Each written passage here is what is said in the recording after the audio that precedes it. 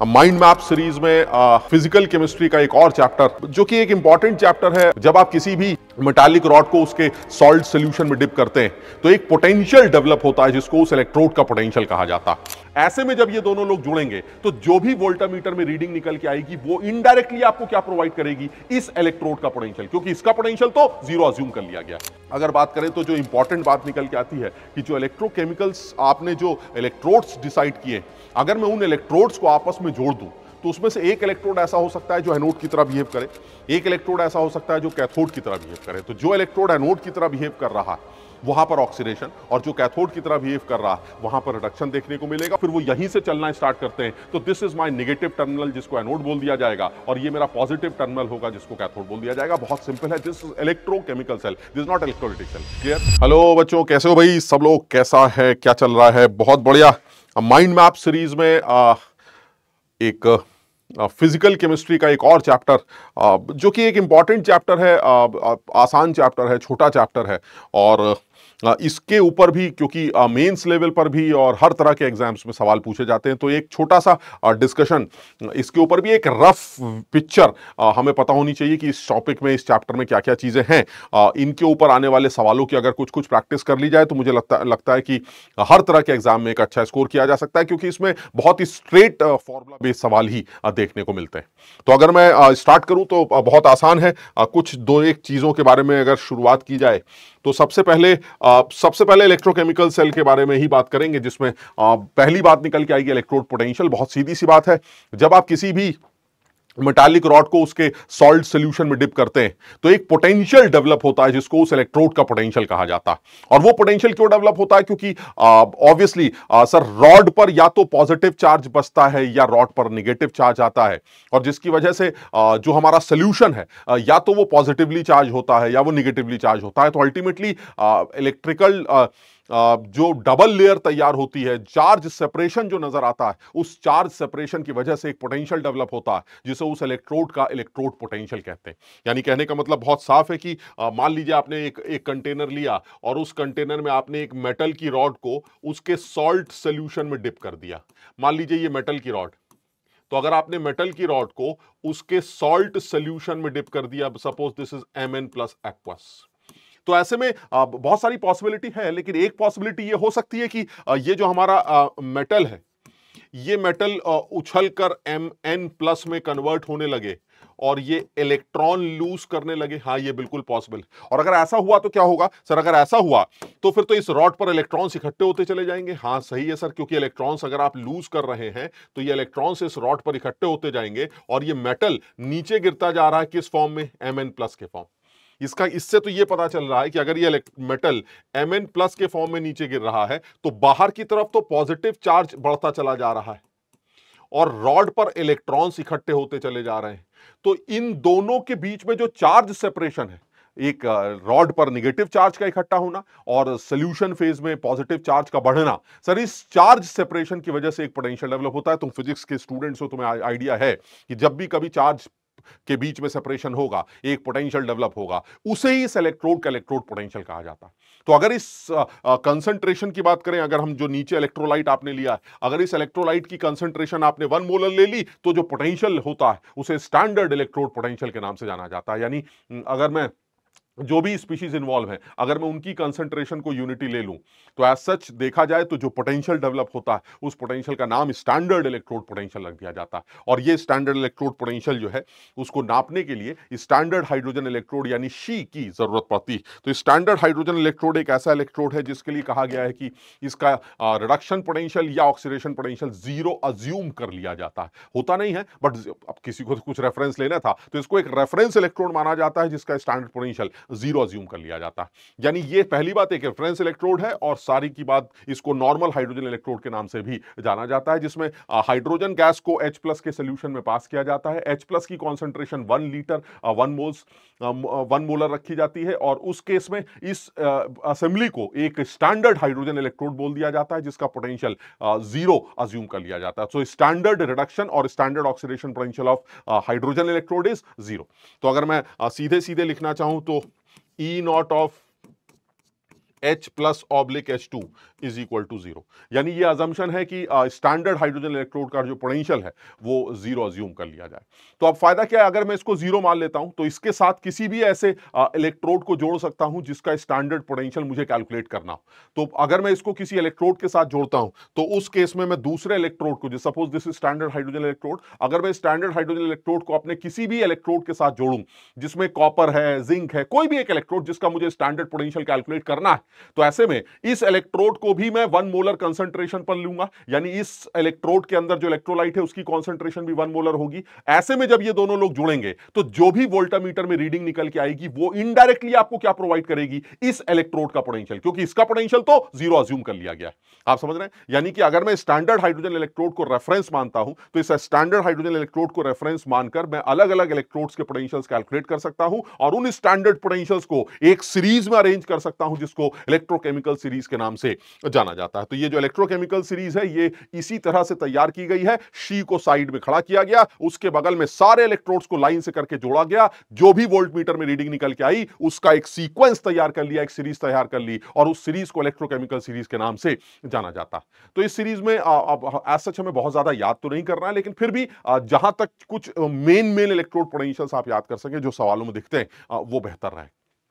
जहां तक सवाल इस सीरीज की खूबी की वो यही है कि जैसे जैसे इस सीरीज में आप नीचे जाते हैं, as we move down in the electrochemical series, reactivity of metal decreases। ठीक इसी तरह से alkali metals and alkaline earth metals at the top and highly reactive, बिल्कुल सही है। metals like iron, lead, tin, ये सब जो होंगे ये थोड़ा सा नीचे की तरफ सीरीज में होंगे, जो कि नॉर्मल वाटर से तो रिएक्ट नहीं करेंगे बट हॉट वाटर के साथ या स्टीम के साथ रिएक्ट करके हाइड्रोजन गैस लिबरेट कर सकते हैं। और अगर आप और नीचे जाते हैं तो उनकी रिएक्टिविटी और गिर जाती है। जैसे महंगे लोग कॉपर, AgAu, ये तो कहते हैं भाई साहब ना हम ठंडे पानी से रिएक्ट करें ना गर्म पानी से रिएक्ट करेंगे, हमें हाइड्रोजन से मतलब ही नहीं है। हां, अगर कोई मामला बड़ा खतरनाक हो जैसे एक्वारेजिया हो गया या स्ट्रॉन्ग कंसंट्रेटेड एसिड हो गए तो बात सोची जा सकती है। अदरवाइज ये लोग तो नॉर्मल वाटर या हॉट वाटर से या स्टीम से रिएक्ट ही नहीं करते। यानी जैसे जैसे आप नीचे गिरते जा रहे हैं आपकी रिएक्टिविटी खराब होती चली जा रही है। और भी अगर बात करें तो जो इंपॉर्टेंट बात निकल के आती है कि जो इलेक्ट्रोकेमिकल्स आपने जो इलेक्ट्रोड्स डिसाइड किए, अगर मैं उन इलेक्ट्रोड्स को आपस में जोड़ दूं तो उसमें से एक इलेक्ट्रोड ऐसा हो सकता है जो एनोड की तरह बिहेव करे, एक इलेक्ट्रोड ऐसा हो सकता है जो कैथोड की तरह बिहेव करे। तो जो इलेक्ट्रोड एनोड की तरह बिहेव कर रहा है वहां पर ऑक्सीडेशन, और जो कैथोड की तरह बिहेव कर रहा है वहां पर रिडक्शन देखने को मिलेगा। और इस तरह से आप एक सेल कंस्ट्रक्ट कर सकते हैं जिस सेल को इलेक्ट्रोकेमिकल सेल का नाम दिया जाता है। यानी इलेक्ट्रोकेमिकल सेल एक ऐसा सेल है जिसमें केमिकल रिएक्शंस होंगी और उन केमिकल रिएक्शंस को आप इलेक्ट्रिकल एनर्जी में कन्वर्ट करेंगे, एंड जिसका एग्जांपल है गैल्वेनिक सेल या फिर कोई भी सेल जो कि आपको एनर्जी, इलेक्ट्रिकल एनर्जी प्रोवाइड कर रहा है due to chemical reactions, that is known as electrochemical cell. तो बहुत सिंपल सा है। जैसे अगर मान लीजिए मैं एक एग्जांपल के तौर पे बात करूं, मान लीजिए मैंने कॉपर की रॉड को कॉपर के सॉल्यूशन में डिप कर दिया और सिल्वर की रॉड को सिल्वर के सॉल्यूशन में डिप कर दिया। तो जो पॉसिबिलिटीज है वो यही है कि जो कॉपर है वो कॉपर अगर ऑक्सीडाइज करता है तो वो इलेक्ट्रॉन लूज करेगा, और जो वो इलेक्ट्रॉन्स जो है वो इस रूट से इस कैथोड की तरफ आएंगे और इस कैथोड में जो सिल्वर का कैटायन है वो उन इलेक्ट्रॉन्स को एक्सेप्ट करके सिल्वर के फॉर्म में डिपॉजिट करेगा। यानी अगर मैं एनोड की बात करता हूं तो एनोड जहां पर ऑक्सीडेशन की संभावनाएं दिखाई देती हैं उस एनोड पर क्या हो रहा है, उस एनोड पर कॉपर तो पक्का हमारा ऑक्सीडाइज कर रहा है। यानी कॉपर हमारा ऑक्सीडाइज कर रहा है, वो इलेक्ट्रॉन लूज कर रहा है। और कैथोड की अगर बात करें तो कैथोड पर यही इलेक्ट्रॉन्स पहुंच रहे हैं और जो Ag+ है कैथोड का वो इन इलेक्ट्रॉन्स को एक्सेप्ट करके सिल्वर के फॉर्म में डिपॉजिट कर रहा है। तो अगर मैं नेट रिएक्शंस की बात करूं तो नेट रिएक्शन क्या बनेगी, नेट रिएक्शन बनेगी copper solid plus 2Ag+ gives 2Ag plus copper. यानी जो नेट रिएक्शन तैयार होने वाली है वो ये होने वाली है। So this is electrochemical cell.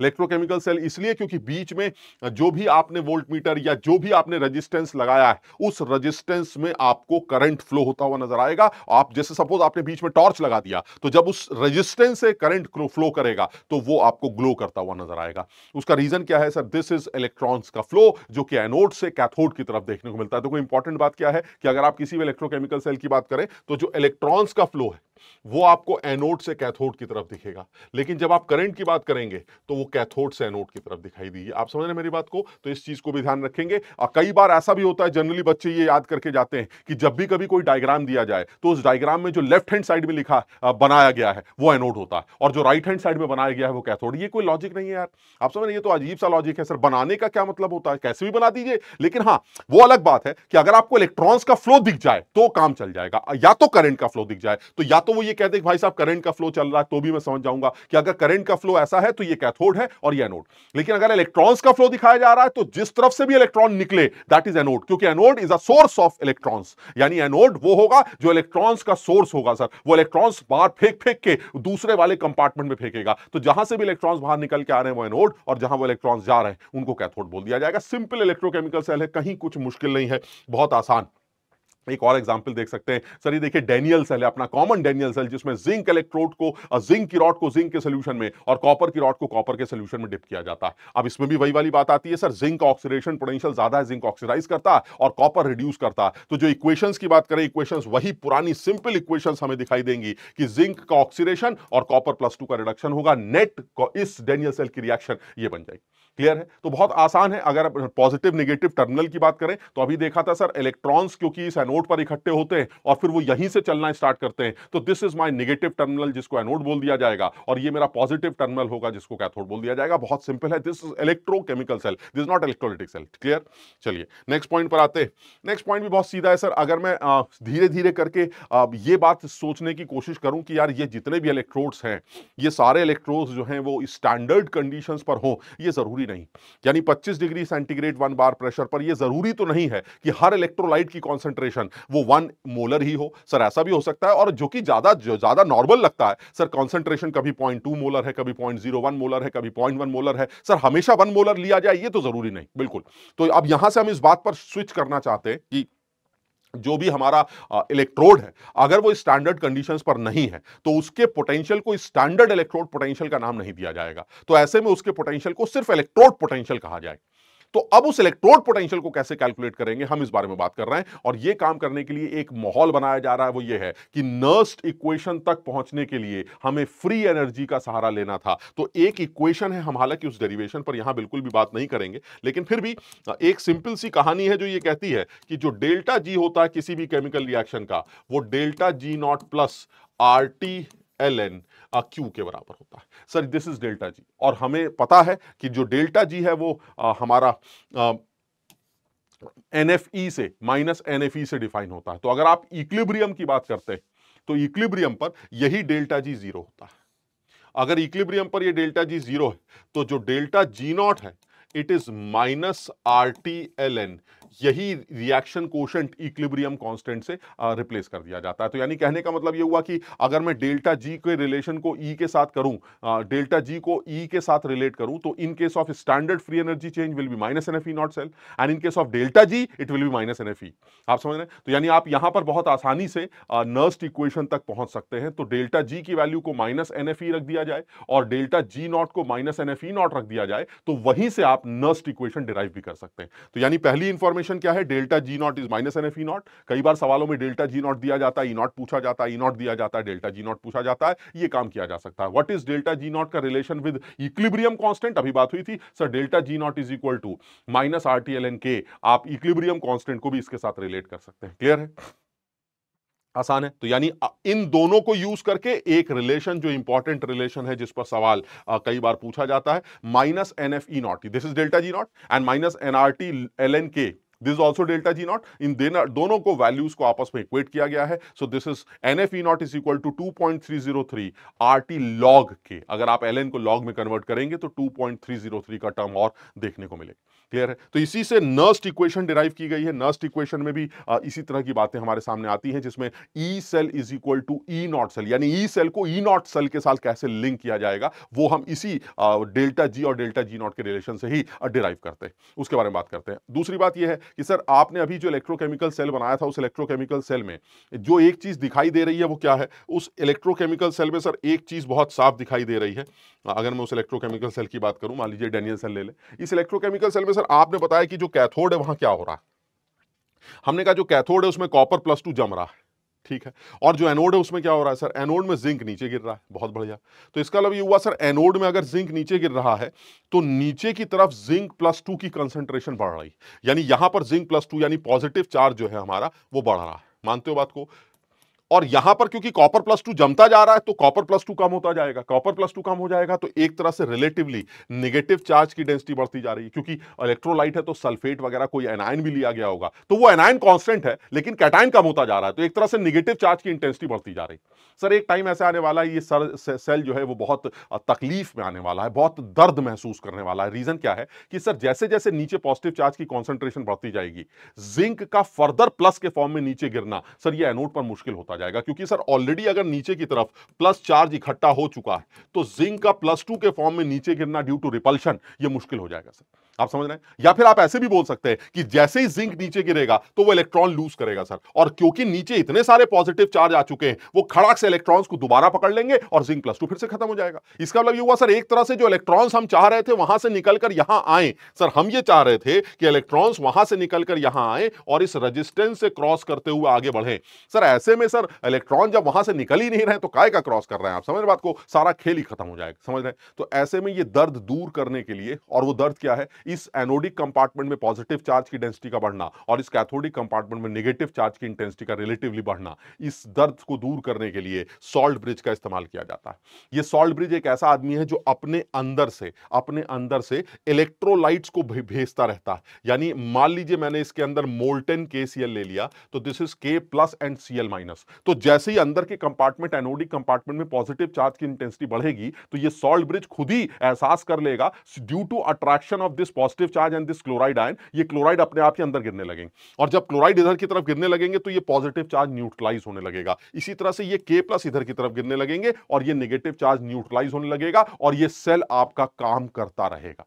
आप समझ रहे हैं? क्योंकि अगर ये पॉजिटिव और नेगेटिव चार्जेस जो दोनों कंपार्टमेंट्स में अननेसेसरी इकट्ठे हो रहे हैं, अगर ये न्यूट्रलाइज ना किए गए तो ये सेल बहुत जल्दी खत्म हो जाएगा, बहुत जल्दी काम करना बंद कर देगा। तो जो सॉल्ट ब्रिज आपने यूज किया है, एक तो ऑब्वियसली इन दो कंपार्टमेंट्स को कनेक्ट कर रहा है, सो दिस इज जो इंटरनल सर्किट है उसको कंप्लीट करने का काम कर रहा है, बिल्कुल सही है सर। इलेक्ट्रिकल न्यूट्रलिटी को मेंटेन कर रहा है सर, ये इसका बहुत बड़ा काम होगा। तो ये सॉल्ट ब्रिज जो हम यूज करते हैं जो कि जरूरी देखने को मिलते हैं। तो जो अभी हम बात करना चाह रहे थे वो यही है कि जो सॉल्ट ब्रिज आप यूज करते हैं वो एक पॉलिथीन की ट्यूब या एक ग्लास की ट्यूब होती है जिसके अंदर आप अगर पाउडर डालते हैं जो कि एक जेल के फॉर्म में दिखाई देता है, पोरस स्ट्रक्चर बन जाता है। यानी कहने का मतलब ये हुआ कि अगर मान लीजिए मैं उस ट्यूब का एक पोर्शन लूं तो ये ऐसे करके एक पोरस सा जाली जैसा अंदर स्ट्रक्चर होता है, और इस जाली में से ही जो हमारे इलेक्ट्रोलाइट हैं वो मूव करते हैं सर। ये इस जाली में से ही इलेक्ट्रोलाइट हमारे मूव करते हैं। जो एनायंस हैं वो एक तरफ भागने लगते हैं, जो कैटायंस हैं वो दूसरी तरफ अट्रैक्ट होने लगते हैं, और इस तरह से इलेक्ट्रोलाइट हमारे लिए एक तो इंटरनल सर्किट कंप्लीट करने का काम करता है, इलेक्ट्रिकल न्यूट्रलिटी मेंटेन करता है, करंट के बारे में सॉल्ट ब्रिज हटाओगे तो फिर ऑब्वियसली सर इंटरनल सर्किट टूट जाएगा और सेल काम नहीं करेगा। और दूसरा ये कि मैक्सिमम इलेक्ट्रोलाइट्स की मिक्सिंग को भी वो मिनिमाइज करने की कोशिश करता है, और ये LLJP को भी मिनिमाइज करने की कोशिश करता है, लिक्विड जंक्शन पोटेंशियल्स को भी ये मिनिमाइज करता है। ये जो लिक्विड जंक्शन पोटेंशियल है ये कहाँ से निकल के आता है, अगर इसके बारे में बात करें तो ये लिक्विड जंक्शन पोटेंशियल में, जैसा कि अभी हमारी बात भी हुई थी कि ये हमारा जंक्शन, इस जंक्शन में एक कंपार्टमेंट हमारा ये था जिसमें मान लीजिए कॉपर की रॉड, जिंक की रॉड है, और एक तरफ कॉपर की रॉड है। हम डैनियल सेल की बात ले लेते हैं, अच्छा एग्जांपल है हमारे पास, ठीक। तो ऐसे में हो क्या रहा था, अभी तुमने देखा था सर, यहां पर तो नेगेटिव चार्ज बढ़ते चले जा रहे थे रॉड पर, ऑब्वियसली सर यही होता है, और सोल्यूशन में ये पॉजिटिव चार्ज आता जा रहा था जो एक्सिस में आता जा रहा था क्योंकि जिंक नीचे गिर रहा था। So this is suppose zinc की rod and this is copper की रॉड। यहां पर क्या हो रहा था सर, यहां पर ये हमारा पॉजिटिव चार्ज था और जो हमारा सोल्यूशन है उसमें रिलेटिवली नेगेटिव चार्ज बढ़ता जा रहा था क्योंकि कॉपर +2 जमते चले जा रहे थे सर, ये सिचुएशन। अब एक चीज तो समझ में आती है सर, ये जो सेल है इसमें एक टर्मिनल नेगेटिव टर्मिनल ये वाला है और ये आपका पॉजिटिव टर्मिनल है जो कि कैथोड है, और ये आपका एनोड। लेकिन अगर आप ध्यान से देखें तो सर एक डबल लेयर और तैयार हो रही है सर, ये जो अंदर का सोल्यूशन है इस पर पॉजिटिव चार्ज है सर, यानी अंदर के सोल्यूशन में पॉजिटिव चार्ज है और इधर वाले सोल्यूशन में नेगेटिव चार्ज।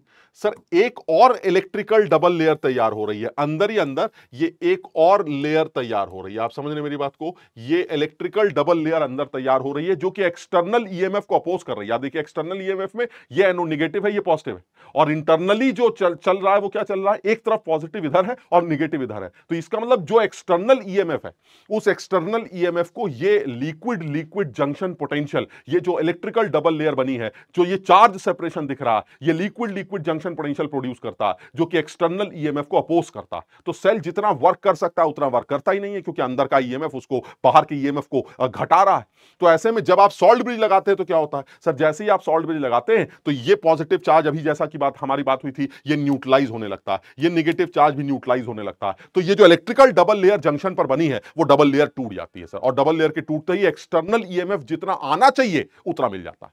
यानी ये जो सॉल्ट ब्रिज है, ये सॉल्ट ब्रिज इस जंक्शन पर जो इलेक्ट्रिकल डबल लेयर तैयार हुई है जिसको आप लिक्विड लिक्विड जंक्शन पोटेंशियल कहते हैं, उस लिक्विड लिक्विड जंक्शन पोटेंशियल को मिनिमाइज करने की कोशिश करता है, जो कि फायदेमंद चीज है ताकि आपको सेल उतना ईएमएफ दे सके जितना आप उससे उम्मीद करते हैं। क्लियर है? चलिए खैर और बात करते हैं। जैसा कि अभी बात हुई थी नर्स्ट इक्वेशन के बारे में। नर्स्ट इक्वेशन ऑब्वियसली एक ऐसी इक्वेशन है जो नॉर्मली सेल के ईएमएफ को या इलेक्ट्रोड्स के ईएमएफ को उनकी स्टैंडर्ड वैल्यूज के साथ लिंक करती है। तो अगर मैं ईएमएफ को उनकी स्टैंडर्ड वैल्यूज के साथ लिंक करूं, या सेल का जो ईएमएफ है वो टेम्परेचर पर कैसे डिपेंड करता है या फिर कंसंट्रेशन पर कैसे डिपेंड करता है, ये बात आपको नर्स्ट इक्वेशन डिराइव करके दिखाती है। और डेरिवेशन का जहां तक सवाल है वो अभी मैंने आपको बताया कि delta G is equal to delta G not plus R T L N Q.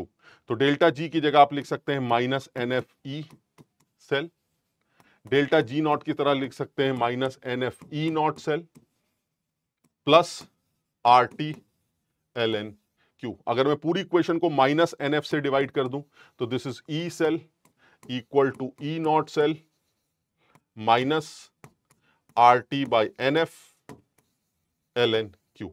So this is my Nernst equation. ये नर्स्ट इक्वेशन किसी भी इलेक्ट्रोड का ई या किसी भी सेल का ई उसके स्टैंडर्ड ई नॉट की मदद से कैलकुलेट करके दे देता है with the help of the concentration and the temperature. Clear है? तो ये जो नर्स्ट इक्वेशन है ये एक सिंपल सी इक्वेशन है जो ये काम करके हमें प्रोवाइड करती है। ठीक है, तो ये मेरी, अगर मैं डेनियल सेल के ऊपर नर्स्ट इक्वेशन लगाता हूं तो तुम देख लो वो जो रिएक्शन कोशेंट है वो किसके बराबर आएगा। सर जो डेनियल सेल है उसकी रिएक्शन अभी आपने देखी थी, डेनियल सेल था हमारा copper plus 2 plus zinc gives zinc plus 2 plus copper. अगर मैं इसके ऊपर नर्स्ट इक्वेशन लगाता हूं तो क्या होगा, जो इसका सेल का ईएमएफ होगा it should be equal to standard potential minus R T by 2f, electron transfer कितने हैं भाई 2f, लॉग ऑफ, या ln ले लेते हैं, ln ऑफ जिंक प्लस 2 की concentration divided by copper plus 2 की कंसंट्रेशन। तो अगर मुझे सवाल में सारी इंफॉर्मेशन दे रखी है तो मैं ये सॉल्व कर सकता हूं। अगर मैं टेम्परेचर की वैल्यू को 0.298 केल्विन ले लूं तो अगर मैं इसी ln को लॉग में कन्वर्ट करके लिखना चाहूं तो this is E cell is equal to E not cell minus 0.059 upon 2 log of concentration of zinc plus 2 divided by concentration of copper plus 2। तो ये नर्स्ट इक्वेशन है जो किसी भी सेल के ऊपर लगा सकते हैं, किसी भी इलेक्ट्रोड के ऊपर लगा सकते हैं। अगर आपने इलेक्ट्रोड की इक्वेशन पर नर्स्ट इक्वेशन लगाई तो इलेक्ट्रोड का ईएमएफ मिल जाएगा with the help of E not of that electrode, और अगर आपने किसी सेल की इक्वेशन पर नर्स्ट इक्वेशन लगाई तो सेल का ई मिल जाएगा with the help of E not of cell. Clear है? बहुत आसान। चलिए ठीक है, फटाफट आगे बात करते हैं। आप ये जो इलेक्ट्रोकेमिकल सेल है इनको दो तरह से डिफाइन कर सकते हैं, एक तरह से कंसंट्रेशन सेल्स बोल सकते हैं। अब जनरली एक यूनिक टर्म है जिसको अगर आप ना भी सीखे तो ऐसा कोई फर्क नहीं पड़ता। सिर्फ एक बात हमारे मतलब की आती है कि कंसंट्रेशन सेल वो सेल होते हैं जिनका ई नॉट जो है वो 0 होता है।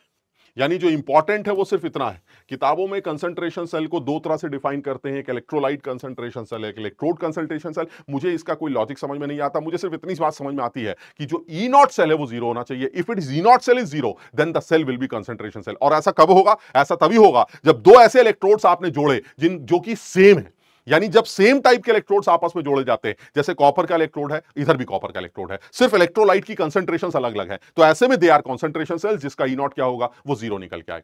हाँ ठीक है, अगर मैं इसको डिफाइन भी करना चाहूं तो इलेक्ट्रोलाइट कंसंट्रेशन सेल वो होंगे जिसमें इलेक्ट्रोलाइट की कंसंट्रेशन अलग अलग है। देखिए ये भी निकल का इलेक्ट्रोड है, ये भी निकल का इलेक्ट्रोड है, फर्क सिर्फ इतना है यहां निकल की कंसंट्रेशन काफी कम है, 10⁻³ निकल +2, और यहां निकल +2 कंसंट्रेटेड फॉर्म में है 1 molar. So the concentrations are different, that is why their E values are different. So cell का ई कुछ ना कुछ निकल के आएगा, बट जो ई नॉट आएगा वो तो जीरो आएगा, क्योंकि सर इसका जो ई नॉट होगा वही इसका ई नॉट होगा, क्योंकि दोनों सेम इलेक्ट्रोड्स हैं। ई नॉट तो स्टैंडर्ड वैल्यूज है सर, दैट मींस 1 मोलर अगर ये होता तो उसका ई नॉट वैल्यू x होता, अगर ये 1 मोलर होता तो इसका ई नॉट भी x होता। सो जब ई नॉट निकालेंगे सेल का सर वो तो जीरो आएगा सर। हाँ ईएमएफ अगर आप कैलकुलेट करते हैं तो वो अलग अलग आएगा, क्योंकि यहां निकल +2 की कंसंट्रेशन कुछ और है और यहां निकल +2 जो एनोड पर है उसकी कंसंट्रेशन कुछ और है, तो ऑब्वियसली इस सेल का जो ई निकल के आएगा वो कुछ और निकल के आएगा। तो जब आप इसका ई कैलकुलेट करेंगे तो उस ई में ई नॉट को जीरो रखकर नस्ट इक्वेशन अप्लाई करके इसका ई कैलकुलेट कर सकते हैं। इसी तरह से इलेक्ट्रोड कंसंट्रेशन सर, अगर इलेक्ट्रोलाइट सेम कंसंट्रेशन के लिए लिए जाए, ये देखिए 0.1 मोलर है, ये भी 0.1 मोलर है, लेकिन अगर आपने कैथोड पर जैसे गैस है सपोज, जैसे हाइड्रोजन इलेक्ट्रोड, तो कैथोड की कंसंट्रेशन अगर आपने इलेक्ट्रोड की कंसंट्रेशन चेंज कर दी तो ऐसे में भी सर हमारा ये कंसंट्रेशन सेल ही बनेगा। और दूसरा सर ये भी हाइड्रोजन इलेक्ट्रोड है, ये भी हाइड्रोजन इलेक्ट्रोड है, सर दोनों ही हाइड्रोजन इलेक्ट्रोड है तो दोनों के ई नॉट सेम ही होंगे और इसलिए सेल का जो ई नॉट निकल के आएगा वो जीरो ही आएगा। तो चाहे इलेक्ट्रोड कंसंट्रेशन सेल हो चाहे इलेक्ट्रोलाइट कंसंट्रेशन सेल हो, the E not cell remains zero. Clear? चलिए नेक्स्ट पॉइंट पर आते हैं फटाफट। नेक्स्ट पॉइंट जो हमें समझ में आता है वो है सिंपल सा एक प्रोसेस जो कि इलेक्ट्रोलिसिस, जस्ट इस इलेक्ट्रोकेमिकल सेल का उल्टा। यानी अब तक क्या हो रहा था, केमिकल रिएक्शंस चल रही थी और उन केमिकल रिएक्शन से आप इलेक्ट्रिकल एनर्जी प्रोड्यूस कर रहे थे। अब उल्टा हो रहा है, आप इलेक्ट्रिकल एनर्जी प्रोवाइड कर रहे हैं जिससे केमिकल रिएक्शंस शुरू हो रही हैं। यानी process in which electricity is used for chemical reactions to occur, that is known as हमारा इलेक्ट्रोलिसिस। यानी आप करंट पास करेंगे जिसकी वजह से अंदर कुछ ना कुछ होगा, और साफ समझ में आता है सर क्योंकि इसमें मैं इन्वॉल्व हूं तो अंदर वो सब कुछ हो सकता है जो खुद से ना होना चाहे। दैट मींस जो नॉन स्पॉन्टेनियस प्रोसेस है, जो नॉन स्पॉन्टेनियस रिएक्शन है वो भी अंजाम दी जाती हैं, जो क्योंकि इसमें मेरा इन्वॉल्वमेंट। इससे पहले जो इलेक्ट्रोकेमिकल सेल था वो रिएक्शंस होती थी अपने आप, हम कुछ नहीं करते थे, रिएक्शंस हो रही है और हमें करंट मिल रही, तो इसका मतलब सिर्फ वही रिएक्शंस हो रही हैं जो स्पॉन्टेनियस है, हम कुछ नहीं कर रहे हैं सर, स्पॉन्टेनिटी दिखाई दे रही है सर, स्पॉन्टेनियस रिएक्शन हो रही है और वो मुझे एनर्जी प्रोवाइड कर रही है। यहां पर मैं आपको इन्वॉल्व कर रहा हूं, मैं एक्सटर्नल सोर्स इन्वॉल्व है जो करंट दे रहा है। तो यहां पर अगर मान लीजिए कोई चीज ना भी होना चाहे तो वो भी होके दिखाएगी। आप समझ मेरी बात को? सो इलेक्ट्रोलिसिस वो जबरदस्ती का प्रोसेस है जिसमें कैथोड और एनोड पर कुछ भी किया जा सकता है क्योंकि आप करंट प्रोवाइड कर रहे हैं। समझ रहे बात को? चलिए, तो इसी में अगर मैं साफ साफ बात करूं तो एक इलेक्ट्रोलिटिक सेल है, बहुत साफ साफ कुछ भी लिख सकते हैं, cell in which electrical energy, जैसा कि अभी बात हुई थी, cell in which electrical energy is converted into chemical energy, that is known as electrolytic cell. Generally inert electrodes use किए जा सकते हैं जो हमारे ग्रेफाइट या फिर प्लैटिनम या मरकरी के हो सकते हैं। कैथोड एक ऐसी जगह होगी जहां रिडक्शन होगा, एनोड एक ऐसी जगह होगी जहां ऑक्सीडेशन होगा। तो जो भी इलेक्ट्रोलाइट लिया है उस इलेक्ट्रोलाइट का जो एनोडिक पार्ट जो एनायन है सर, वो एनायन एनोड की तरफ भागेगा ऑक्सीडाइज होने के लिए, और जो कैटायन है वो कैथोड की तरफ भागेगा रिड्यूस होने के लिए। तो सर कौन कैथोड पर भागेगा, कौन एनोड पर भागेगा, this will be a competition. तो इस कॉम्पिटिशन में कौन जीतता है कौन हारता है ये इनके डिस्चार्ज पोटेंशियल या स्टैंडर्ड पोटेंशियल्स ही डिसाइड करते हैं। ठीक है, समझ में आ गया? तो इसका मतलब ये हुआ कि लोअर द डिस्चार्ज पोटेंशियल, जैसे कि यहां लिखा है, of ion, it will discharge first at electrode, cathode और एनोड। यानी potential applied by the battery so that reduction occurs at cathode of cation, oxidation occurs at anode of cation। यानी आप वो एक्स्ट्रा पोटेंशियल जो use कर रहे हैं जिसको आप डिस्चार्ज पोटेंशियल कहेंगे, ताकि कैथोड पर रिडक्शन स्टार्ट हो, एनोड पर ऑक्सीडेशन स्टार्ट हो, दैट एक्सटर्नल पोटेंशियल, जैसी बात हुई थी, आप करंट प्रोवाइड कर रहे हैं तो इसका मतलब आपने एक्सटर्नल पोटेंशियल अप्लाई किया। तो जो एक्सटर्नल पोटेंशियल आप लगा रहे हैं जिसको आप डिस्चार्ज पोटेंशियल कहते हैं, जो कि कैटायन और एनायंस को कैथोड एनोड पर ले जाने के लिए सफिशिएंट है, that potential is known as discharge potential. Clear है? तो चलिए अगर जैसे एक आध लोगों की बात करें, बड़ा सिंपल है, जो ऑर्डर है वो ये बहुत आसानी से याद कर सकते हैं कि जिस कैटायन का रिडक्शन पोटेंशियल ज्यादा है, higher the SRP value, standard reduction potential जिसका ज्यादा है, उसके रिड्यूस होने की संभावनाएं ज्यादा है। आप समझ रहे हैं? तो और अगर उसका इसी तरह से अगर देखें, it will discharge first at cathode, यानी स्टैंडर्ड हाइड्रोजन इलेक्ट्रोड की अगर हायर एसआरपी वैल्यू की अगर आप बात करें, तो जिस आदमी का स्टैंडर्ड एक्शन पोटेंशियल ज्यादा है वो रिड्यूस होता है, और रिड्यूस कहां पर होता है? कैथोड पर। तो इसका मतलब ये हुआ कैथोड पर उस आदमी के आने की संभावनाएं ज्यादा है जिसका स्टैंडर्ड एक्शन पोटेंशियल ज्यादा है। इसी का जस्ट उल्टा, अगर किसी का स्टैंडर्ड ऑक्सीडेशन पोटेंशियल ज्यादा है तो एनोड पर उसके ऑक्सीडाइज होने की संभावनाएं ज्यादा है, ठीक है ना। इसी को यूज करके आप कुछ एग्जांपल्स समझ सकते हैं। जैसे मान लीजिए मैं कहूं कि भाई साहब इलेक्ट्रोलिसिस ऑफ मोल्टेन NaCl करनी, तो NaCl की इलेक्ट्रोलिसिस में सर मोल्टेन है तो इसमें सोचना ही नहीं है सर। अगर मोल्टेन सिचुएशन है तो आपके पास सिर्फ Na+ है और Cl- है, तो Na+ तो पक्का है सर कैथोड पे रिड्यूस होने चला जाएगा, और Cl- पक्का एनोड पर ऑक्सीडाइज होने चला जाएगा। तो एनोड पर Na+ का रिडक्शन और कैथोड पर Cl- का ऑक्सीडेशन देखने को मिलेगा। सिमिलरली अगर मैं बात करूं एक्वस NaCl की बात करूं सर, तो सर एक्वस NaCl में थोड़ा सा फर्क दिखाई देता है सर। एक्वस NaCl में आपके पास Na+ भी होगा, बिल्कुल सही है, आपके पास H+ भी होगा, आपके पास H2O भी होगा, आपके पास Cl- भी होगा, और आपके पास OH- भी होगा, क्योंकि एक्वस है तो पानी भी है, और पानी के H+ और OH- जो कि ना के बराबर होते हैं वो भी, ठीक है। तो अब पॉसिबिलिटीज क्या है सर? पॉसिबिलिटी यही है कि अगर आप कैथोड की बात करते हैं तो कैथोड पर रिडक्शन देखने को मिलता है, और अगर कैथोड पर रिडक्शन देखने को मिलता है तो कैथोड पर रिडक्शन के लिए कौन कौन दौड़ लगा सकता है वो देख सकते हैं सर। कैथोड पर दौड़ लगाने वाला आदमी एक हमारा Na+, एक हमारा H+, और एक हमारा पानी है। हाँ सर, पानी भी रिड्यूस कर सकता है सर। Na+ का रिडक्शन पोटेंशियल बड़ा गंदा होता है, तो फिर पहले क्यों रिड्यूस किया रहा था सर? पहले इसलिए रिड्यूस करा था, पहले कोई और था ही नहीं, मोल्टेन NaCl था सर। जब कोई और है ही नहीं तो हम ही को जाना पड़ेगा सर। यहां कंपटीशन है सर, 3 लोगों के बीच में कंपटीशन है, तो ऐसे में सर जो जीतेगा वो जीतेगा। तो इस बार साफ समझ में आता है, Na+ कह रहा है मेरा कुछ नहीं होगा। क्यों? क्योंकि Na+ का स्टैंडर्ड रिडक्शन पोटेंशियल नेग्लिजिबल होता है, दैट इज -2.7 के आसपास, बहुत कम होता है सर। रिड्यूस होने की संभावनाएं बहुत कम।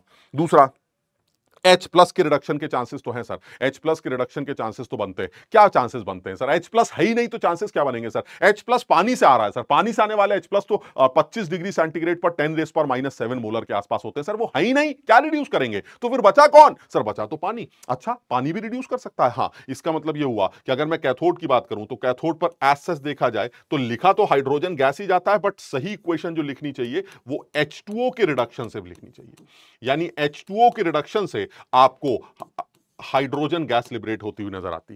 तो सब लोगों को ये इक्वेशन थोड़ी सी ध्यान रखनी है कि कैथोड पर H2O का रिडक्शन होता है जिसकी वजह से हाइड्रोजन गैस, और एनोड पर ओवर वोल्टेज लगाकर क्लोरीन ऑक्सीडाइज होती है Cl2 के फॉर्म में। क्लियर है? तो ये आप एक्वस NaCl के इलेक्ट्रोलिसिस की बात कर सकते हैं। इसी तरह से सर आप जैसे कि यहां पर लिखा भी है कि आप Na+ का रिडक्शन इट विल फॉर्म, अगर मर्करी इलेक्ट्रोड ले कैथोड ले लिया जाए तो ऐसे में सर Na+ रिड्यूस कर सकता है सर। जैसे ही Na+ रिड्यूस करेगा कैथोड पर, वो मर्करी के अंदर जाके घुस जाएगा, क्योंकि आपने मर्करी का कैथोड लिया। तो जैसे ही Na+ आया वो रिड्यूस करेगा, और वो Na+ मर्करी के अंदर घुसकर सोडियम का अमलगम बना देगा। बाकी एनोड पर क्लोरीन गैस जैसे निकलती थी वैसे निकली। क्लियर है? नेक्स्ट पॉइंट की बात करें तो CuSO4 इनर्ट इलेक्ट्रोड्स को यूज करेंगे सर। CuSO4 में फिर वही है सर, अगर कॉपर के रिडक्शन की बात करते हैं तो कैथोड पर तो कॉपर आएगा ही आएगा, क्योंकि E0 of copper +2 oblique copper sir, this is a plus में 0.34 वोल्ट सर।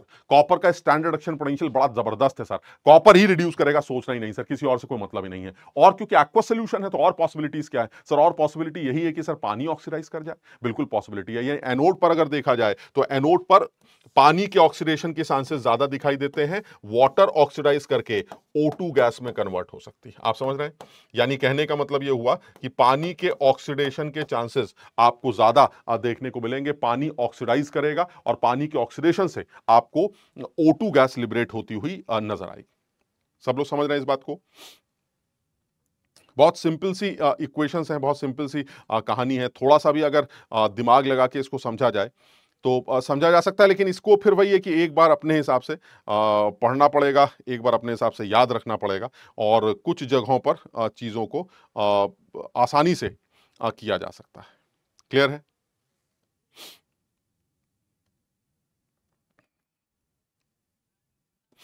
समझ में आ गया?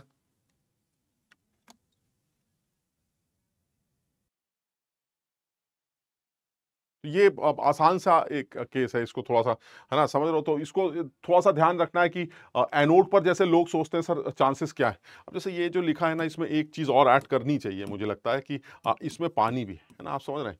तो कैथोड पर भी ऐसे पानी, क्योंकि OH तो नेग्लिजिबल है सर, OH के ऑक्सीडेशन का कोई लॉजिक नहीं बनता, लॉजिक है पानी के ऑक्सीडेशन का। तो वाटर के ऑक्सीडेशन से O2 तैयार होती है, और इसी तरह से कैथोड पर कॉपर के रिडक्शन से कॉपर तैयार होता है। अगर आपने इनर्ट इलेक्ट्रोड्स लिए, सोचो अगर आपने, और ये जो पानी का ऑक्सीडेशन है, इसका जो ऑक्सीडेशन पोटेंशियल है, स्टैंडर्ड ऑक्सीडेशन पोटेंशियल, ये भी माइनस में 1.23 वोल्ट के आसपास होता है, माइनस में 1.23 वोल्ट ऑक्सीडेशन पोटेंशियल की बात कर रहे हैं। तो इसका मतलब ये हुआ कि अगर मान लीजिए हमने कॉपर इलेक्ट्रोड लिए होते, जैसे आपने इनर्ट इलेक्ट्रोड लिया, कॉपर इलेक्ट्रोड लिया होता, तो क्या पॉसिबिलिटी थी? कॉपर इलेक्ट्रोड अगर आप लेते तो देखो कैथोड पर तो सोचना ही नहीं है, कॉपर +2 का रिडक्शन पोटेंशियल इतना जबरदस्त है कि कैथोड पर तो कॉपर ही डिपॉजिट करेगा, तो कैथोड पर तो कॉपर आएगा। एनोड पर पॉसिबिलिटीज क्या थी सर? एनोड पर पॉसिबिलिटी थी, जैसा आपने बताया था कि H2O ऑक्सीडाइज होकर O2 बनाएगा, बिल्कुल सही है सर, H2O ऑक्सीडाइज होकर O2 बनाएगा, और इसका स्टैंडर्ड ऑक्सीडेशन पोटेंशियल कितना था?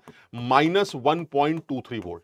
सर एक और पॉसिबिलिटी है, क्योंकि इलेक्ट्रोड भी कॉपर का है, तो कॉपर का इलेक्ट्रोड भी तो ऑक्सीडाइज हो सकता है ना सर। अगर कॉपर का इलेक्ट्रोड ऑक्सीडाइज होता है तो सर ये होगा, और इसका जो रिडक्शन पोटेंशियल है अगर वो देखें तो E0 Rp की वैल्यू प्लस में 0.34, तो फिर अगर मैं E0 ऑक्सीडेशन पोटेंशियल की बात करूं तो वो माइनस में 0.34 हो जाएगी, बिल्कुल सही है। और अब भी अगर आप ध्यान से देखें तो सर ये जो -0.34 वोल्ट है वो -1.23 से बड़ा है सर। इसका मतलब ये हुआ सर ऑक्सीडेशन के चांसेस भी किसके बनते हैं? कॉपर के। यानी कॉपर ही कैथोड पर रिड्यूस करेगा और कॉपर ही एनोड पर ऑक्सीडाइज करेगा, यानी अल्टीमेटली इस सॉल्यूशन में concentration of copper +2 it is unchanged, remain same. यानी कॉपर +2 की कॉन्सेंट्रेशन हमारी कांस्टेंट रहेगी। इसे अटैकेबल इलेक्ट्रोलिसिस भी बोल सकते हैं आप, इसको जैसे चाहे वैसे बोल सकते हैं। सर ये कैसी इलेक्ट्रोलिसिस? जिसमें कैथोड से ही कॉपर नीचे गिर रहा है और अंदर का कॉपर जम रहा है। सर अल्टीमेटली जितना कॉपर नीचे गिर रहा है उतना ही कॉपर जम रहा है, तो सोल्यूशन के अंदर कॉपर +2 की कॉन्सेंट्रेशन वो कांस्टेंट रहेंगी। क्लियर है? तो बहुत सिंपल सा केस था, कुछ खास बात इसके अंदर नहीं। तो इसी तरह से दूसरी बात करें सर, अगर इसी तरह के इलेक्ट्रोलिसिस को लेकर बात करें तो इन इलेक्ट्रोलिसिस में सर कैथोड पर जो जम रहा है, एनोड पर कौन जम रहा है, ये तो एक लॉजिकल थ्योरेटिकल सवाल है ही, ठीक। लेकिन अगर मैं मैथमेटिकली सोचूं तो कैथोड पर जो भी आदमी डिपॉजिट कर रहा है उसका कितना वेट डिपॉजिट कर रहा है, कितने इक्विवेलेंट्स, कितने मोल्स डिपॉजिट कर रहे हैं, इस बात को समझाने के लिए फैराडे साहब हमारे सामने आए थे। और फैराडे साहब का कहना यह है कि कैथोड पर जो भी डिपॉजिट या एनोड पर जो भी लिबरेट करता है उसका जो अमाउंट होता है, उसका जो वेट होता है, वो जो भी चार्ज यूटिलाइज हो रहा है उसके डायरेक्टली प्रोपोर्शनल होता है। यानी जो भी वेट का डिपोजिशन है it is directly proportional to charge utilized by the cell. तो इसका मतलब ये, और क्यू के बारे में तुम जानते हो, दिस इज IT, है ना। तो यानी M is equal to ZIT। तो यानी फाइनली अगर फॉर्मूले की बात करें तो फॉर्मूला हमारा क्या निकल के आएगा कि जो भी वेट डिपॉजिट होता है वो ZIT के बराबर होता है, जिसमें Z हमारा इलेक्ट्रोकेमिकल इक्विवेलेंट।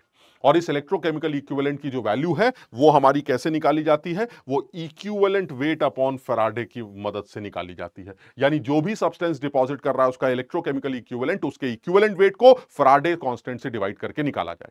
क्लियर है? तो इसका मतलब अगर मैं ओवरऑल फॉर्मूले की बात करूं तो ओवरऑल फॉर्मूला क्या निकल के आता है? जो भी मास या वेट डिपॉजिट हो रहा है it is equal to Z into I into T। और Z की जगह क्या लिख सकते हैं? Equivalent weight upon Faraday's constant, that is 96500। सो जो भी मास कैथोड या एनोड पर डिपॉजिट कर रहा है वो EIT बाय 96500 से कैलकुलेट किया जा सकता है। This is Faraday's first law. Faraday's का सेकंड लॉ क्या है? फैराडे का सेकंड लॉ बहुत आसान है, वो कहता है कि जो भी वेट डिपॉजिट हो रहा है, जैसा कि अभी आपने बताया, वो EIT बाय 96500 होता है। बिल्कुल सही है। तो अगर मान लीजिए मैं W को E से डिवाइड कर दूं तो ये निकल के आ जाएगा IT बाय 96500। बिल्कुल सही है। तो वो ये कहता है सेकंड लॉ कि अगर मैं सेम करंट सेम टाइम के लिए अलग अलग कंटेनर्स जो सीरीज में रखे हैं उनके अंदर पास करता हूं, यानी I और T सेम हो गया, तीनों कंटेनर के लिए IT सेम हो गया। तो अगर तीनों कंटेनर्स के लिए IT सेम हो गया तो इसका मतलब W बाई E की वैल्यू कांस्टेंट हो गई, क्योंकि IT भी कांस्टेंट और 96500 पे कांस्टेंट है। इसका मतलब ये हुआ सर तीनों कंटेनर्स के लिए जो W बाई E की वैल्यू है दैट इज कांस्टेंट। यानी W1 by E1 is equal to W2 by E2 is equal to W3 by E3। क्या मतलब है इसका? सर इसका मतलब यह हुआ कि ये तीनों equivalents, what is weight by equivalent weight? Sir this is equivalents. यानी अगर सेम करंट सेम टाइम के लिए आप तीन अलग अलग या दो अलग अलग या अलग अलग लोगों के सॉल्यूशंस, इलेक्ट्रोलाइटिक सॉल्यूशंस पे पास करते हैं तो जो सीरीज में रखें, तो उस केस में उन तीनों जगहों पर जो भी वेट डिपोजिशन है इन टर्म्स ऑफ इक्विवेलेंट्स वो सेम होगा। यानी यहां पर जो भी डिपोजिशन हो रहा है, यहां पर जिस चीज का भी डिपोजिशन हो रहा है, यहां पर भी जिस चीज का भी डिपोजिशन हो रहा है सर, वो तीनों जगहों पर वो डिपोजिशन कांस्टेंट है। जैसे ये एक्वस NaCl है तो सर यहां पर कैथोड पर हाइड्रोजन आएगा। Sir equivalence of hydrogen they will be equal to equivalence of copper and they will be equal to equivalence of aluminium, यानी in terms of equivalence they are same.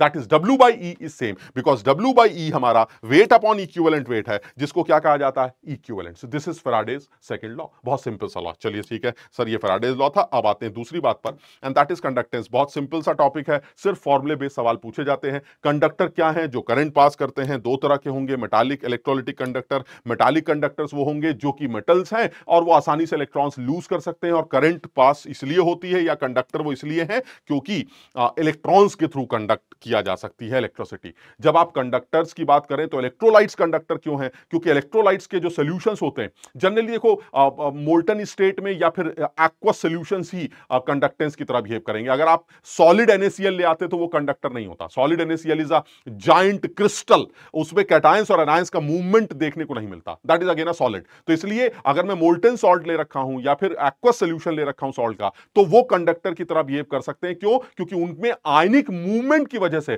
Current pass हो सकती है। यानी electrolytes in aqueous solution और molten state they can behave as a conductor, no doubt, but solid state में conductance का कोई logic देखने को नहीं मिलता। क्लियर है?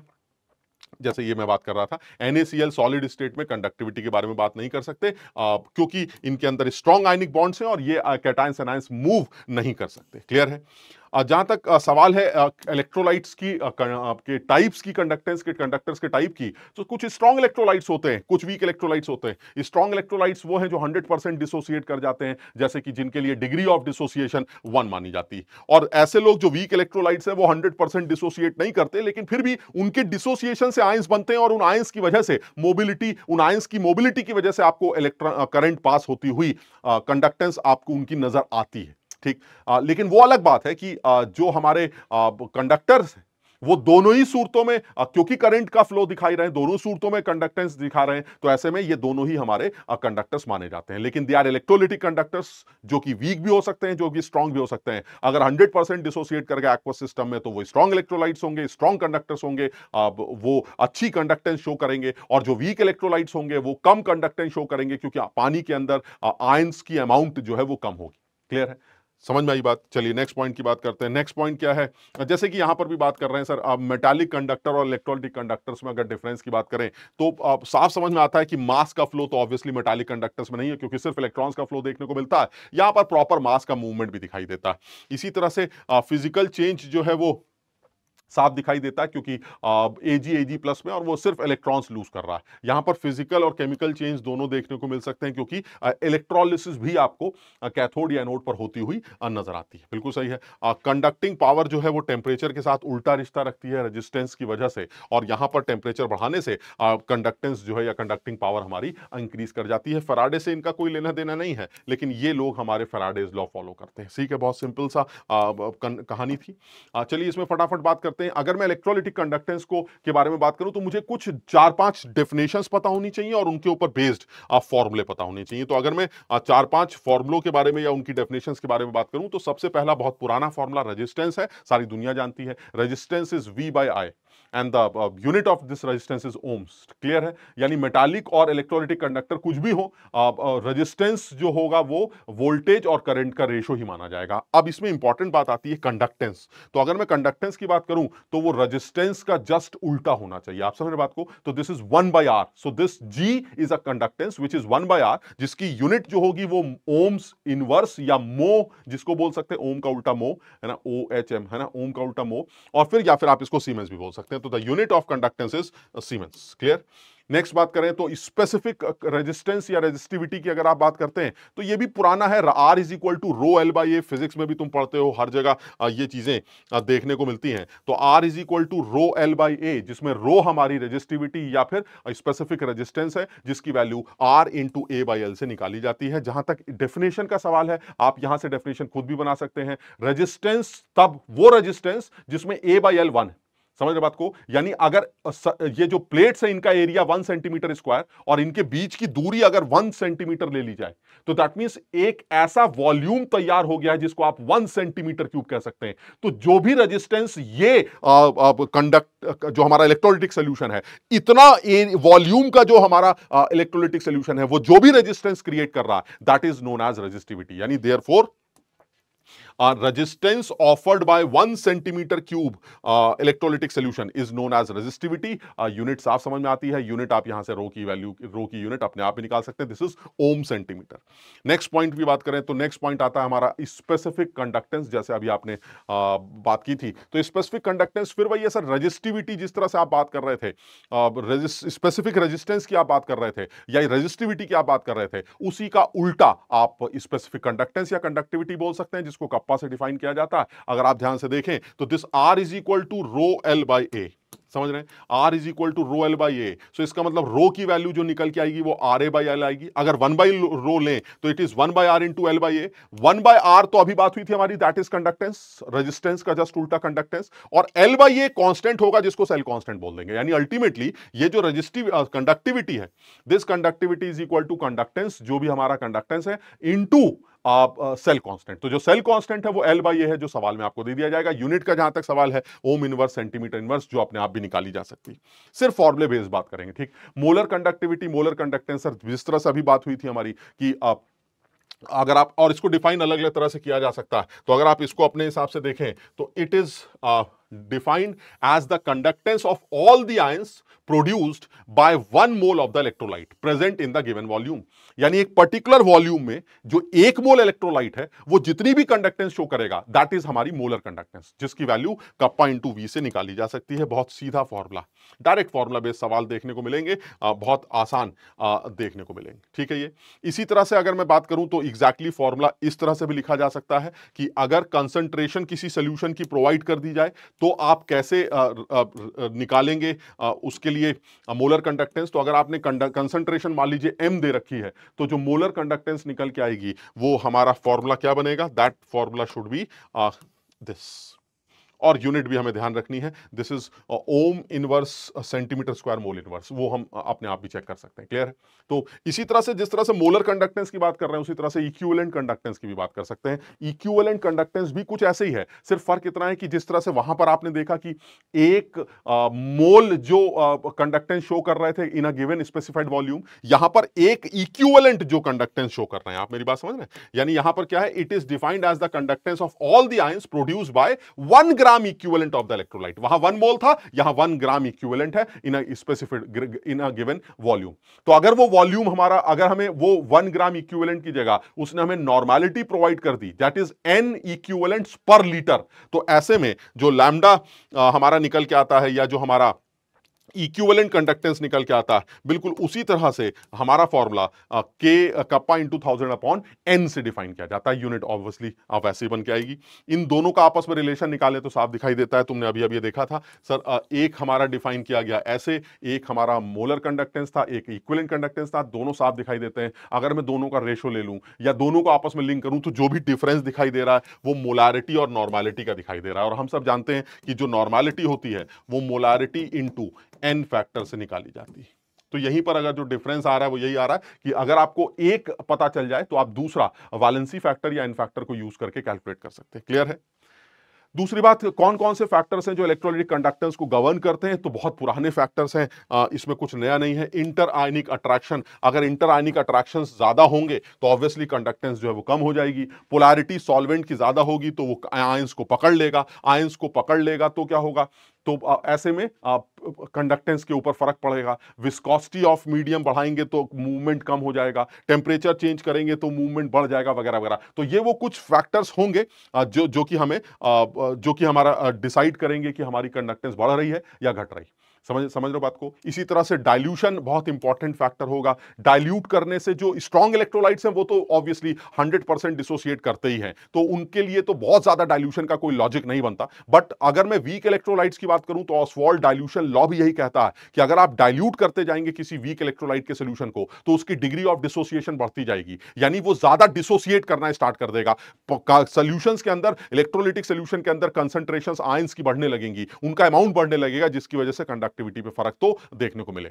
समझ रहे हैं? तो इसका मतलब ये हुआ कि अगर मैं बात करूं फॉर स्ट्रॉन्ग इलेक्ट्रोलाइट्स तो लॉजिकली जो दिखाई देता है dilution interionic forces of attraction decreases, therefore conductance increases. ठीक है, स्ट्रॉन्ग इलेक्ट्रोलाइट्स के लिए भी ठीक है। फॉर वीक इलेक्ट्रोलाइट्स की बात करें तो डिसोसिएशन जो है वो हमारा बढ़ता है और इसकी वजह से कंडक्टेंस भी हमारी इंक्रीज करने लगती है। क्लियर है? तो बहुत आसान है, आसानी से ये काम किया जा सकता है। क्लियर है? तो डाइल्यूशन भी फैक्टर है जो कि गवर्न करता है, और इस चीज को थोड़ा सा आप ग्राफिकली भी समझ सकते हैं। इसमें भी यही बोला गया है कि एक इक्वेशन बनाई गई है, डेबाय हाकल ऑनसेजर इक्वेशन के हिसाब से बोली जाती है, जिसमें ये बोलते हैं कि जो मोलर कंडक्टेंस है उसको आप इनफाइनाइट डाइल्यूशन के कंडक्टेंस के साथ कैसे लिंक कर रहे हैं। तो अगर मोलर कंडक्टेंस को इनफाइनाइट डाइल्यूशन की कंडक्टेंस के साथ अगर आप लिंक करते हैं तो इक्वेशन बहुत साफ दिखाई देती है, जिसमें यही दिखाई दे रहा है। अगर आप स्ट्रॉन्ग इलेक्ट्रोलाइट्स की बात करें तो स्ट्रॉन्ग इलेक्ट्रोलाइट के लिए तो जैसे जैसे आप इसको ऐसे रीड कर रहे हैं ना, आप समझ, आप इसको ऐसे ऐसे पढ़ रहे हैं, कैसे, जैसे जैसे आप कंडक्टेंस, जैसे जैसे आप डाइल्यूशन बढ़ा रहे हैं वैसे वैसे कंसंट्रेशन कम हो रही। तो जैसे जैसे आप डाइल्यूशन बढ़ा रहे हैं कंसंट्रेशन कम होती जा रही है और आपकी कंडक्टिविटी, कंडक्टेंस जो है वो बढ़ती चली आ रही। समझ रहे बात को? समझ रहे हैं? लेकिन एक पर्टिकुलर पॉइंट पर आकर वो फिक्स हो गई। तो ठीक है सर, जैसे KCl स्ट्रॉन्ग इलेक्ट्रोलाइट है, फिक्स हो गई सर, यानी स्ट्रॉन्ग इलेक्ट्रोलाइट्स के लिए तो आप इस इक्वेशन का यूज करके ये काम कर सकते हैं। बट वीक इलेक्ट्रोलाइट्स के साथ दिक्कत क्या है कि सर उनकी कॉन्सेंट्रेशन लगातार जो है वो चेंज होती जा रही है। आप डाइल्यूशन बढ़ाते जा रहे हैं सर, डाइल्यूशन बढ़ाने से कंसंट्रेशन बढ़ रही है, लेकिन आयंस क्योंकि डिग्री ऑफ डिसोसिएशन बढ़ती जा रही है तो आयंस भी ज्यादा बनते जा रहे हैं, जिसकी वजह से लैम्डा एम जो है हमारा बढ़ता जा रहा है। लेकिन एग्जैक्टली इनफाइनाइट डाइल्यूशन पर, यानी जब कंसंट्रेशन जीरो होगी उस टाइम पर उसकी कंडक्टेंस क्या होगी वो हम प्रिडिक्ट नहीं कर पाते सर। उस टाइम पर लैम्डा एम क्या नहीं, मोलर कंडक्टेंस क्या निकल के आएगी इनफाइनाइट डाइल्यूशन पे फॉर वीक इलेक्ट्रोलाइट्स, वो हम नहीं कैलकुलेट कर पाते, क्योंकि सर कोई शार्प कट नहीं है सर। यानी ये वाला तो ठीक था सर, ऐसे जाके टक्कर मारी तो आपने ये वाला पॉइंट कैलकुलेट करके बता दिया कि if your concentration is zero that means infinite dilution पर आपकी कंडक्टेंस जो है मोलर कंडक्टेंस वो ये। बट जो हमारे वीक इलेक्ट्रोलाइट्स सर वो धीरे धीरे करके अजीब तरीके से बढ़ते हैं सर। ऐसे में सर वो इस एक्सिस को कहां कट करेंगे वो हम प्रिडिक्ट नहीं कर पाते, और ऐसे में हम वीक इलेक्ट्रोलाइट्स के लिए ये काम नहीं कर पाते। तो ऐसे में एक इक्वेशन या एक लॉ बनाया जाता है जिसको कॉलरॉस लॉ कहते हैं, और कॉलरॉस लॉ यही कहता है कि भाई साहब जो है आप हमारी मदद से ये काम कर सकते हैं। अगर आपको इनफाइनाइट डाइल्यूशन पर कंडक्टिविटी, इक्विवेलेंट कंडक्टेंस या मोलर कंडक्टेंस कैलकुलेट करनी है तो आप ये काम हमारी मदद से कर सकते हैं। इंडिविजुअल, यानी आप समझ रहे हैं, यानी अगर मैं इसको एक बार तुम्हारे लिए रीड करूं तो उसमें वो यही कहना चाह रहा है कि eight infinite dilution when dissociation of electrolyte completes each ion makes a definite contribution towards conductivity. बिल्कुल सही है।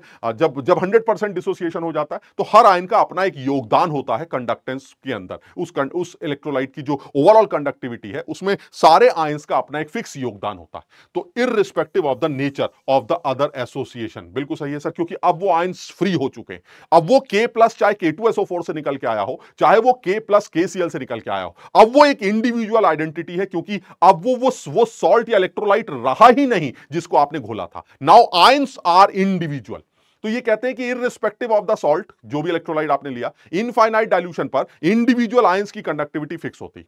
तो ऐसे में सर आप उनको यूज करके ओवरऑल सॉल्ट की कंडक्टिविटी, इलेक्ट्रोलाइट की कंडक्टिविटी कैलकुलेट कर सकते हैं। तो जैसे कि यहां पर भी दिखाया जा रहा है, this law states that the equivalent conductivity of any electrolyte, equivalent conductivity of any electrolyte at infinite dilution is the sum of the equivalent conductivities of cations and ions, जो कि उस इलेक्ट्रोलाइट के होते। तो जिसकी भी निकालनी हो, जैसे सपोज आपने एसिटिक एसिड की निकालनी हो, सोडियम एसिटेट, जो भी वीक है हमारा, है ना, जो भी वीक इलेक्ट्रोलाइट, सोडियम एसिटेट नहीं, जो भी वीक इलेक्ट्रोलाइट है, तो ऐसे में उसकी इनफाइनाइट डाइल्यूशन पर कंडक्टिविटी अगर आप निकालना चाहते हैं तो आप इंडिविजुअल आयंस की इनफाइनाइट डाइल्यूशन की कंडक्टेंस को जोड़कर ये काम कर सकते हैं। क्लियर है?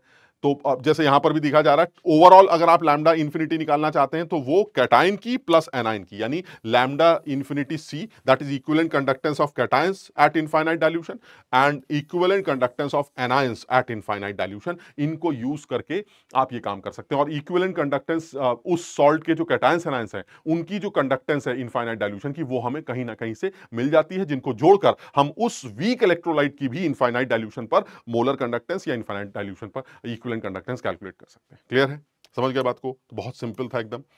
आप इसी तरह से इसका जो एप्लीकेशन है वो यही है कि अगर आप डिग्री ऑफ डिसोसिएशन निकालना चाहते हैं तो भी ठीक है सर। इनफाइनाइट डाइल्यूशन पर जो आपकी इक्विवेलेंट कंडक्टेंस है और जो नॉर्मल कंडक्टेंस पर्टिकुलर कंसंट्रेशन पर है, अगर आप उन दोनों का रेशो ले लें तो उस पर्टिकुलर कंसंट्रेशन पर उस इलेक्ट्रोलाइट की डिग्री ऑफ डिसोसिएशन क्या है वो निकाली जा सकती है। क्लियर है? तो इसको यूज कर सकते हैं। इसी तरह से जब अल्फा आ जाएगा तो आप उस वीक एसिड का के भी निकाल सकते हैं। तो ये एक एप्लीकेशन है जो कि इंपॉर्टेंट है, जिस पर जेई मेंस या एडवांस लेवल पर सवाल बना सकता है। तो आपको equivalent conductance at given concentration, जिसके लिए आपको अल्फा कैलकुलेट करना है, divided by equivalent conductance at infinite dilution. तो अगर मुझे दोनों वैल्यूज गिवन हो तो फटाक से अल्फा निकालूंगा, उस अल्फा को यहां यूज करके वीक एसिड का के भी कैलकुलेट कर सकता हूं। क्लियर? नेक्स्ट पॉइंट पर आते हैं। नेक्स्ट पॉइंट क्या, नेक्स्ट पॉइंट आता है हमारा, and that is types of cells, जिस पर सवाल सीधे डायरेक्ट पूछे जाते हैं। आप चाहें तो इसको एनसीईआरटी से भी रीड कर सकते हैं। दो तरह के सेल होंगे, एक प्राइमरी सेल होगा, एक सेकेंडरी सेल होगा। प्राइमरी वो जो रिचार्ज नहीं होते, सेकेंडरी वो सेल जो रिचार्जेबल होते हैं, जो बार बार रिचार्ज किए जा सकते हैं। प्राइमरी सेल्स की बात करें तो उसमें सबसे पहले हमारा ड्राई सेल या लेक्लांशिया सेल हो सकता है, जो हमारी नॉर्मल बैटरीज हैं जिसको हम यूज कर सकते हैं, लेकिन वो चार्जेबल नहीं होनी चाहिए। आप समझ रहे हैं? जो हमारा निप्पो और नोविनो और एवरीडे एवर रेडी जो आता है, वो दे आर, अगर वो चार्जेबल नहीं है तो दे आर हमारे यही लेक्लांशिया सेल। और इसमें भी कुछ खास नहीं है, हमें सिर्फ याद करना है जो हमारा एनोड है वो जिंक है। आप समझ रहे हैं? कार्बन की रॉड हमारा कैथोड हो गया और जिंक हमारा एनोड हो गया, और बीच में आपका MnO2 ब्लैक पड़ा हुआ है, कार्बन ब्लैक पड़ा हुआ है, जो कि इलेक्ट्रोलाइट की तरह बिहेव कर रहा है। हमें सिर्फ इक्वेशंस के बारे में सोचना है। इक्वेशंस क्या है सर? एनोड पर ऑक्सीडेशन होगा, तो आप देख सकते हैं जिंक यहां से जिंक +2 में कन्वर्ट हो रहा है, दिस इज ऑक्सीडेशन। और कैथोड पर MnO2 अमोनियम आयन के साथ रिड्यूस होकर MnOH बना रहा है, this is reduction. Why? Because Mn यहां पर +4 और यहां पर मैग्नीज अगर आप चेक करें तो +3। मजे की बात यह है कि ये रिडक्शन है, ये ऑक्सीडेशन है सर। इन दोनों को जोड़कर नेट रिएक्शन तैयार हो जाएगी। अच्छी बात यह है कि इसमें सर गैस भी बन रही, और अमोनिया गैस अगर इसके अंदर बन रही है तब तो बड़ी मुसीबत है, क्योंकि अगर अमोनिया बन रही है तो गैस का प्रेशर बढ़ेगा। गैस का प्रेशर बढ़ेगा तो ये सेल फट भी सकते हैं। लेकिन उसको जुगाड़ लगाया क्या जाता है कि जो जिंक +2 है सर, जो ऑक्सीडेशन के बाद जिंक +2 पड़ा है, वो जिंक +2 हमारा उस अमोनिया के साथ जुड़कर एक कॉम्प्लेक्स बना देता है ताकि अमोनिया खत्म हो जाए। यानी जो हमारा जिंक +2 है वो अमोनिया के साथ जुड़कर वो कॉम्प्लेक्स बना लेता है, ZnNH3 वो अमोनिया के साथ जुड़कर एक कॉम्प्लेक्स बना लेता है, जिसको ZnNH3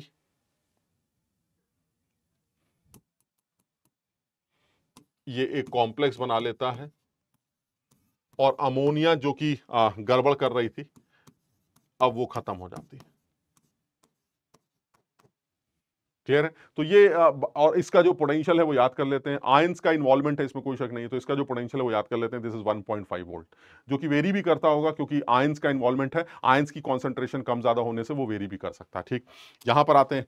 ये हमारा मरकरी सेल है, जो कि हमारा घड़ियों में इलेक्ट्रिकल इलेक्ट्रॉनिक डिवाइसेस में भी यूज होता है, जो कि बटन सेल भी बोल सकते हैं आप इसको, है ना। तो इसमें भी वही है, बहुत आसान सा है। इसमें एक एनोड है, हमारा कैथोड है, और बीच में हमारा ये इलेक्ट्रोलाइट है। जो हमारा एनोड है वहां पर क्या रिएक्शन हो रही है? एनोड पर ऑक्सीडेशन है। तो आप देखेंगे जिंक जो है यहां पर ऑक्सीडाइज कर रहा है, जिंक हमारा ऑक्सीडेशन शो कर रहा है। तो यहां जिंक 0 है, यहां जिंक हमारा +2 है, so this is oxidation. Cathode पर मरकरी जो कि +2 से 0 में जा रहा है, दिस इज रिडक्शन। यानी कैथोड पर रिडक्शन है, एनोड पर ऑक्सीडेशन है। इन दोनों को आपस में जोड़ देंगे तो आपको एक नेट सेल इक्वेशन मिल जाएगी। This is your net cell equation.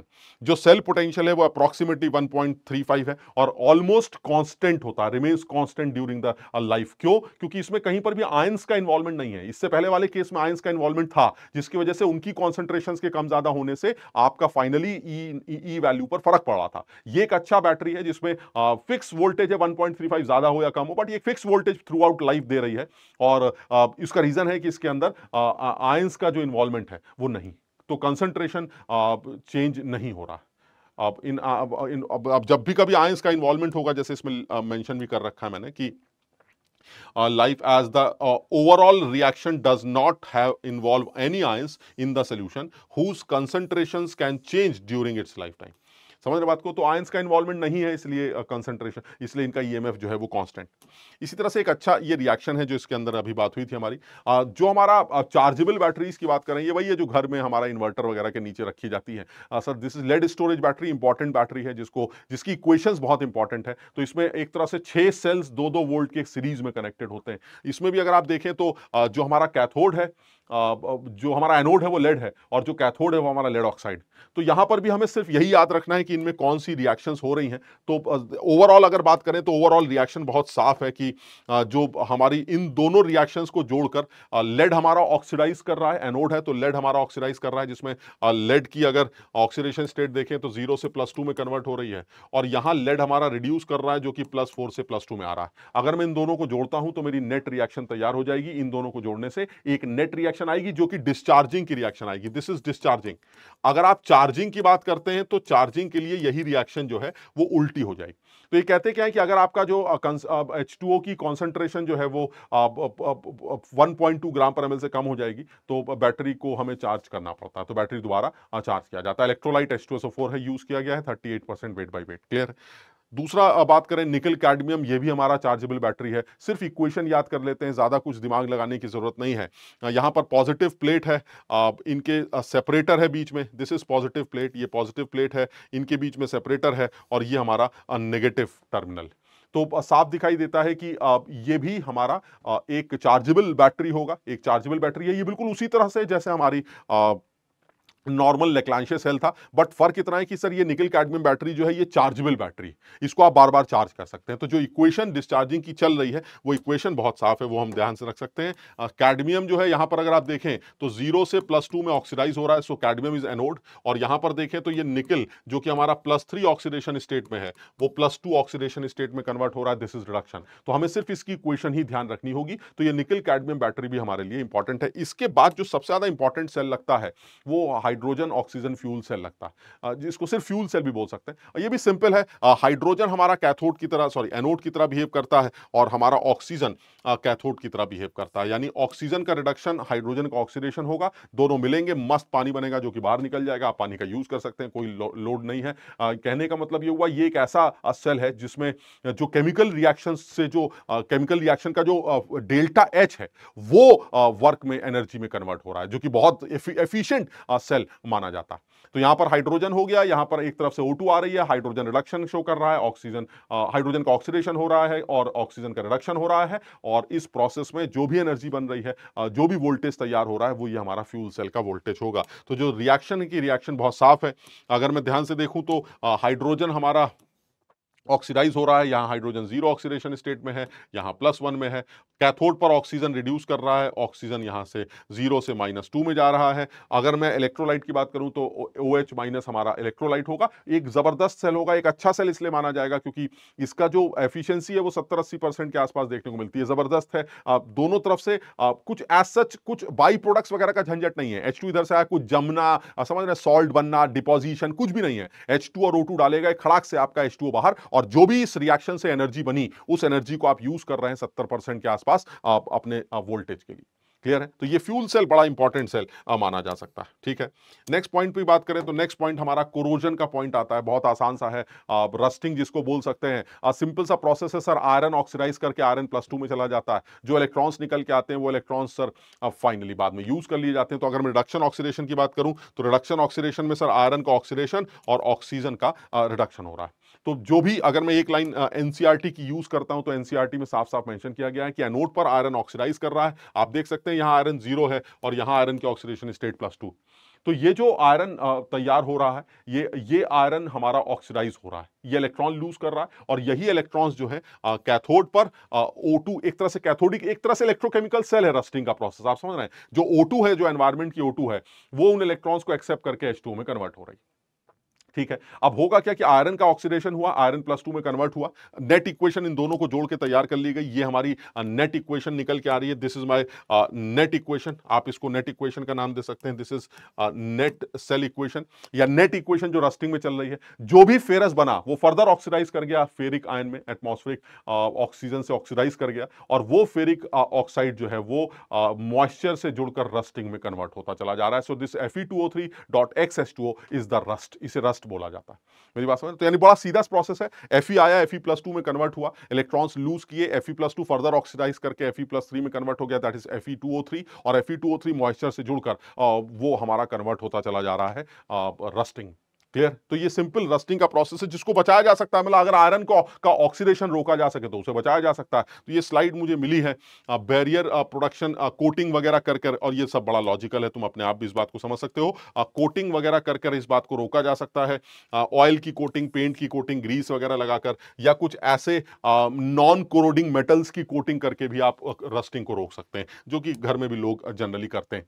Galvanisation एक बढ़िया प्रोसेस है जिसमें अगर मैं मेटल के ब्लॉक को किसी भी ऐसे आदमी जिसका ऑक्सीडेशन पोटेंशियल ज्यादा है, यानी जो खुद अपने आप का सेक्रीफाइस कर दे, मान लीजिए मैंने जिंक ले लिया, तो अगर मैं इसको जिंक से कोट कर दूं तो क्या होगा? तो अगर आपने इसको जिंक से कोट कर दिया, दिस इज आयरन का ब्लॉक, और कोटिंग जो आपने की है वो जिंक से की है, तो जिंक खुद ऑक्सीडाइज हो जाएगा, लेकिन वो बचा लेगा आयरन को ऑक्सीडेशन से। तो ये गैल्वेनाइजेशन का प्रोसेस है जिसमें iron is coated with zinc, जिसको आप गैल्वेनाइजेशन का नाम दे देते हैं। तो ये भी एक अच्छा प्रोसेस माना जा सकता है। इसी तरह से इलेक्ट्रिकल प्रोटेक्शन भी हो सकता है। जिस आयरन के ब्लॉक को आप बचाना चाहते हैं उसको जमीन के अंदर ही किसी एक ऐसे मेटल के साथ कनेक्ट कर दीजिए जिसके ऑक्सीडेशन के चांसेस हैं, जिसके ऑक्सीडेशन चांसेस बेटर हैं, तो वो ऑब्वियसली वो ऑक्सीडाइज होगा, इलेक्ट्रॉन लूज करेगा, यानी वो आयरन की तरफ इलेक्ट्रॉन सप्लाई करेगा और आयरन को ऑक्सीडाइज होने से रोकेगा। तो ये भी एक अच्छा प्रोसेस माना जा सकता है।